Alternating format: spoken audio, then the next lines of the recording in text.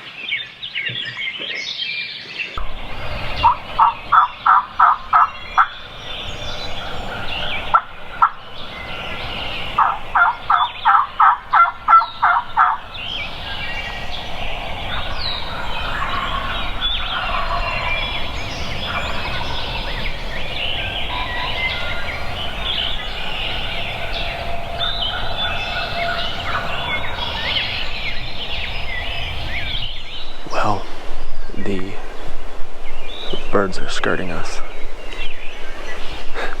They stayed up high, and they were gobbling good on the limb. Now, gobbled a couple times, but they just gobbled again. I thought they were going away from us. They're skirting around, so we're gonna cut across this pasture, loop up, try to get in front of them, see if we can make something happen. It never gets easy.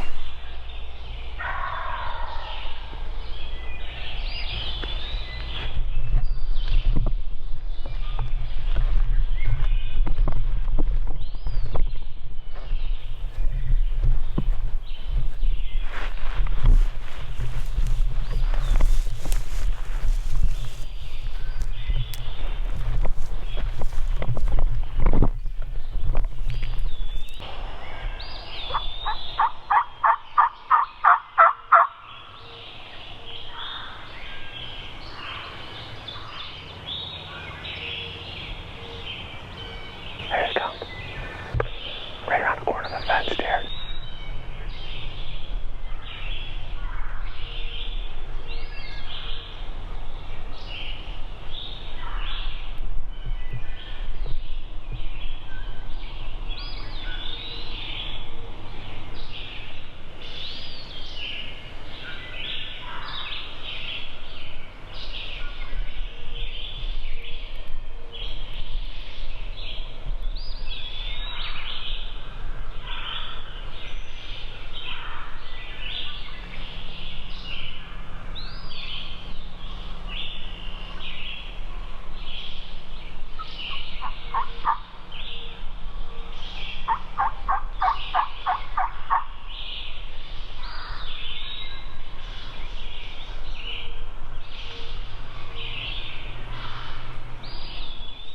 Well, I don't know what just happened.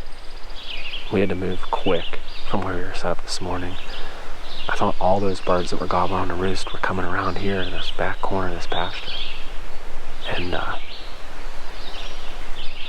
ended up it was only one bird. We got set up right in front of them. Probably two minutes after we sat down, I saw him coming around that corner. When he came in, Jared just stepped it off. I felt like it was pretty far, trying to push a shot, and I actually thought there were more birds behind him and they were really coming in, but I don't know if he saw the decoys, kind of got weirded out. I mean, it sounded like he was roosted with some jakes this morning.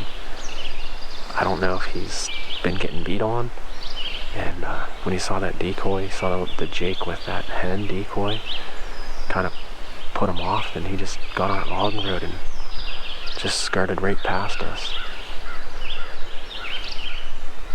6:40 right now. Can't seem to catch a break. Probably made a mistake there. Let's see how far it was. I'm just carrying this little 20 gauge just because it's nice and light. But I guess that's the downside. Is shooting a little bit further, but usually we get them in pretty tight to the decoy. I mean, that's what I like to do, is call them in, obviously.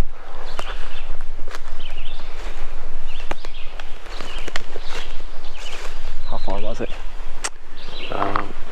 33, 35 yards, something. Yeah, Ian needs to let some lead fly. Nervous after those recurve shots. Shotgun's slightly more effective. Alright, we'll go and see if we can get one to gobble. It's been kind of quiet since they flew down.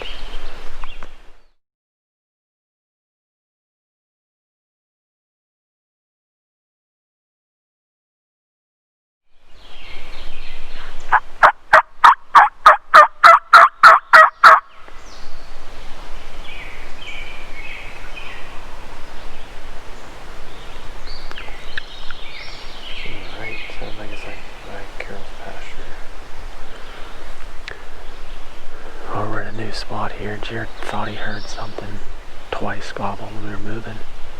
Just called. I don't know. This probably didn't pick it up, but one gobbler out there through the fog. There's a big, pretty long field. So we'll try to move in that direction and see if we can get it set up and pull him in. He's hot. Let's go up the long run and get in them pines. Where that strip is. Yeah.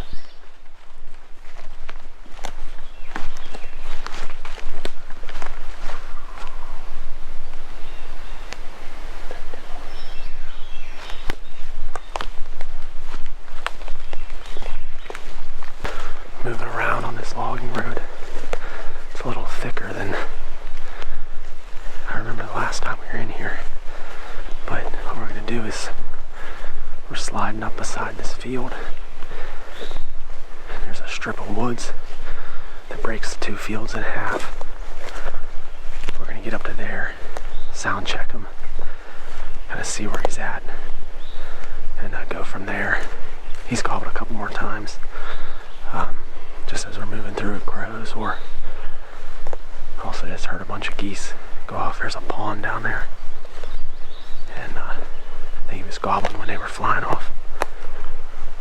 Got to where we wanted to get. We're just trying to sound check him and see where he's at.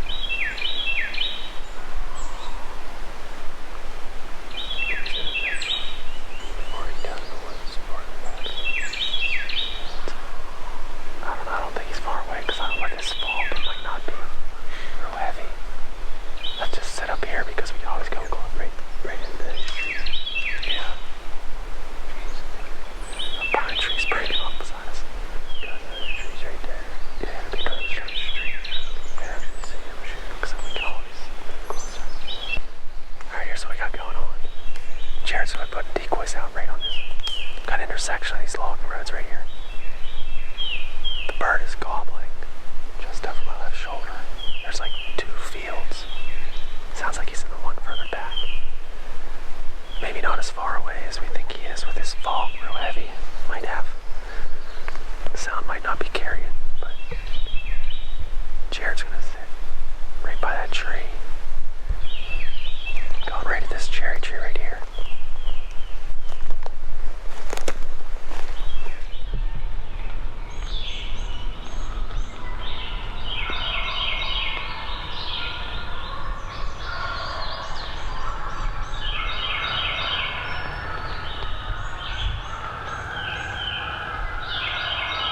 Got those geese flying off the pond right now. Puppet flew off before we were walking in, but he's down there gobbling like crazy at them.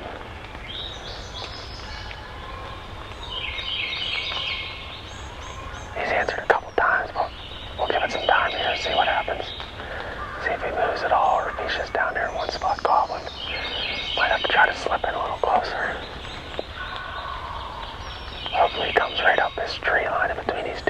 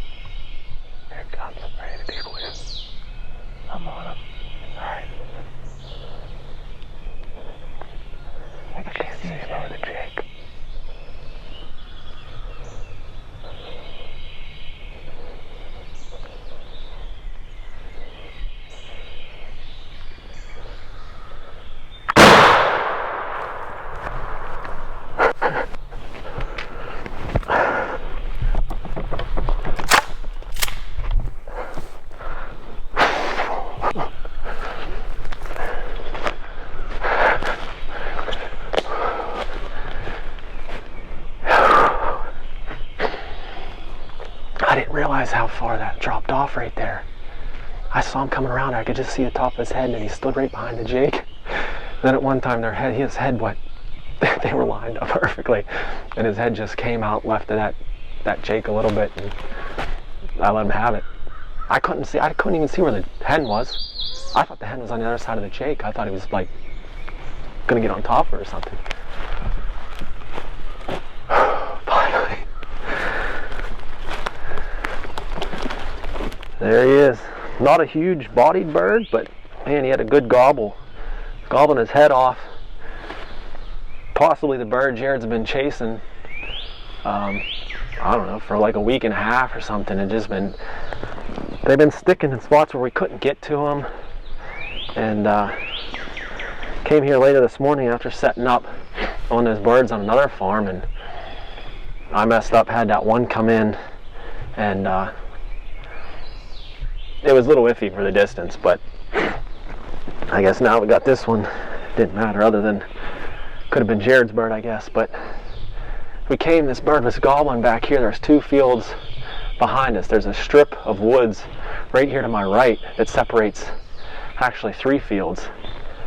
And he was gobbling in the same spot. I was calling a little bit, little purrs, and all of a sudden he broke and came, but he actually went on the other side of the wood strip, looped up around through these pine trees rather than we thought he was going to come in this gap right here. And he must have hit this logging road. Like Jared said, there might be a gap in there. There's some blowdowns and stuff right here, so there might be an easy spot for him to get in. And I saw him coming right down here, and he got right up behind this Jake decoy. And I saw his head go behind it, and then I didn't know where that hen was. I thought he was possibly like up on top of her, and then his head just peeked around there a little bit. I spun the decoy. Jared's not even sure if he could see him, but nonetheless, pretty sweet hunt. Gobbled his head off coming in. Got some pretty decent spurs. But one funky thing is, I just saw looking at him, look at that foot. Something happened to his middle toe. It's all bulged up there. Jared and I are just shooting the gimped up turkeys this year. He shot that one that was hobbling the first day of the season.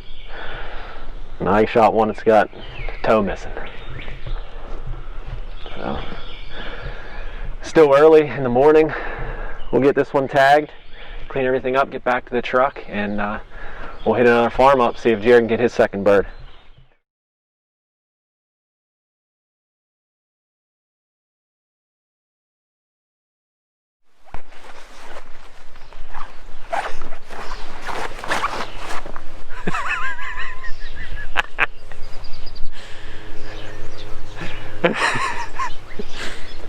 Alright, we got Ian's bird taken care of. It's about 10 to 10. Moved to a different farm. One that we got on birds earlier. Last couple times we were here, we had fog so thick you couldn't see through. The time before that, it was snowing sideways. Today's got better conditions, so hopefully we can strike one up and get one called in here.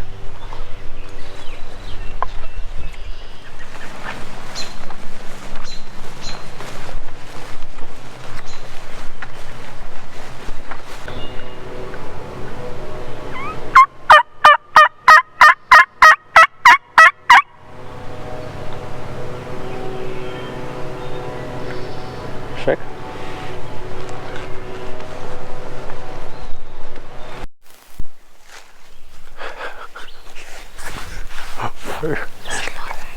What are you?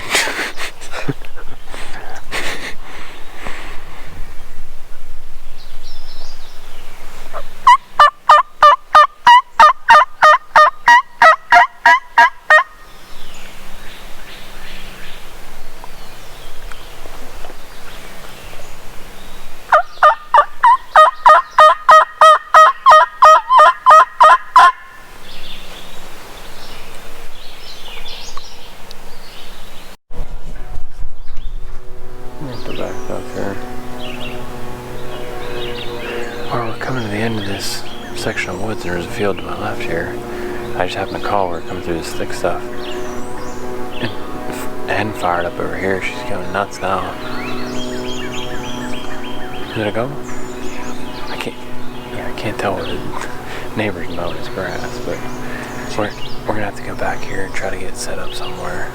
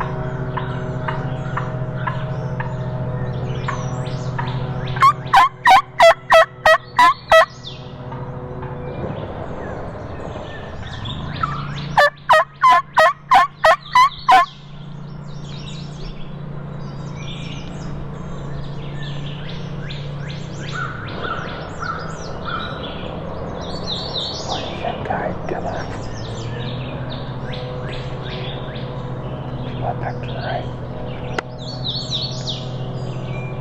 Spin and drop him. Decoy.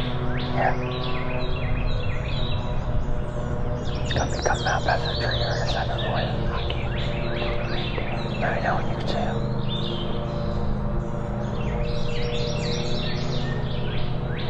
I just got him right now.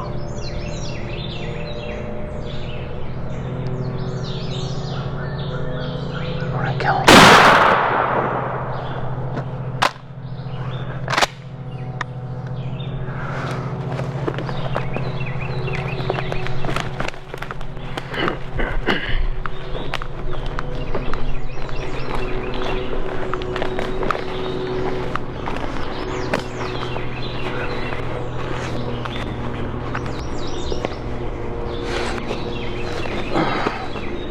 This thing's a monster bird.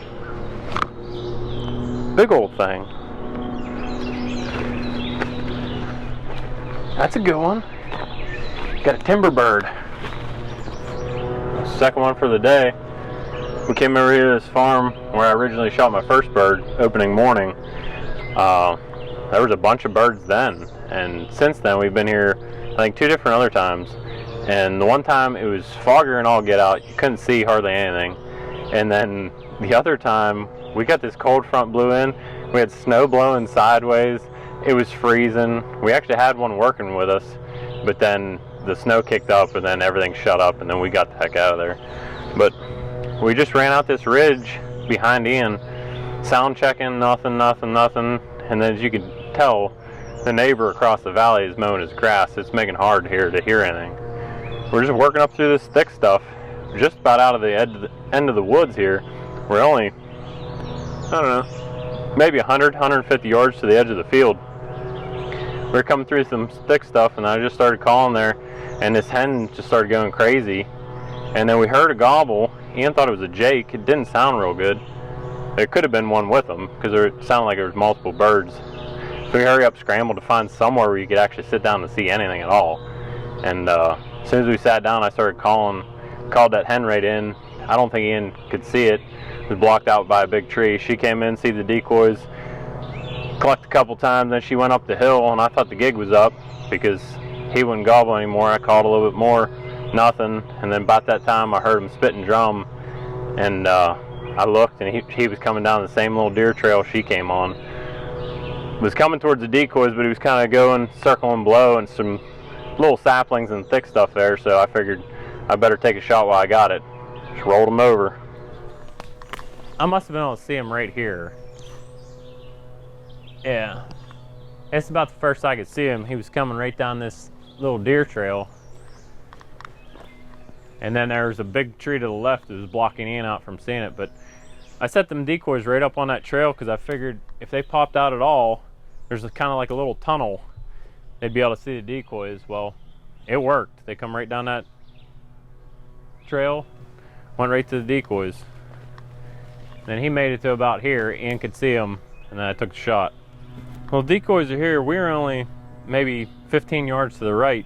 Ian was actually tucked up against a tree, and I was just sitting in that grapevine mess there. I didn't have anything to like push my back into other than that little tiny sapling, and I didn't want to lean on it too much and shake it around.